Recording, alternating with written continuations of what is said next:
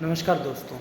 हमारी taxation law की जो सीरीज़ चल रही है उसमें आज का जो केस रहने वाला है केस नंबर 10 है, जिसका टाइटल है K Lakshman and company versus CIT।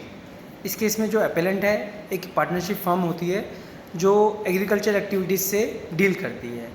तो इन लोगों ने क्या किया इस वाले केस में, जो मलबेरी लीव्स होती है जिसे हम शहतूत की पत्तियाँ बोलते हैं, उसको कल्टीवेट करना स्टार्ट किया।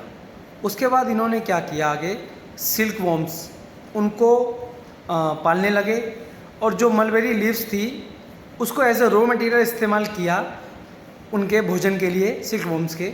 उसके बाद इन्होंने उससे सिल्क प्रोड्यूस किया, उसको मार्केट में बेचा और इनकम अर्न करी। इसके ऊपर इनकम टैक्स ऑफिसर जो ITO होते हैं वो लोग टैक्स मांगने के लिए आ गए। इनका ये कहना था भाई टैक्स तो बनता ही नहीं है, ये तो एग्रीकल्चर इनकम है, इसको तो छूट मिली हुई है कानून में। मगर जब डिस्प्यूट अराइज हुआ, जब लास्ट तक सुप्रीम कोर्ट तक पहुंचा, तो सुप्रीम कोर्ट के सामने इशू सिर्फ इतना था कि क्या ये एग्रीकल्चर इनकम का पार्ट है या नहीं है।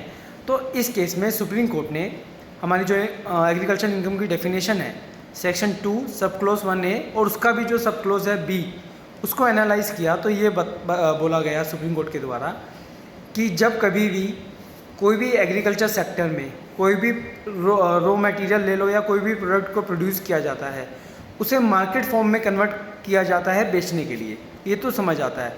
मगर इन्होंने क्या करा, इन्होंने उसको as a commercial character deal किया है कि क्योंकि इन्होंने जो प्रोड्यूस किया था वो मलबेरी लीव्स थी, शहतूत की पत्तियाँ, उसको कल्टीवेट किया। इन्होंने कोई जो सिल्क होता है, जो धागा होता है, उसको प्रोड्यूस नहीं किया था, उसका इस्तेमाल करके उसको एक कमर्शियल नेचर का रूप दिया गया। इसको लेके सुप्रीम कोर्ट ने एक एग्जांपल भी कोट किया जिसमें बोला गया जो गाय वगैरह होती है, जो उसका दूध होता है, खेतों में दूध तो कल्टीवेट किया नहीं जाता, पैदा नहीं किया जाता। खेतों की जो फसलें वगैरह होती है उसको अगर हम बेचते हैं, जो डेयरी फार्मिंग होती है उन लोगों को, तो वो तो एग्रीकल्चर इनकम का पार्ट है।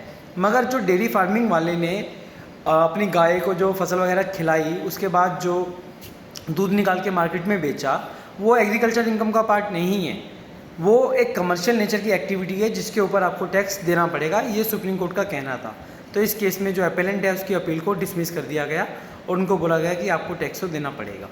धन्यवाद।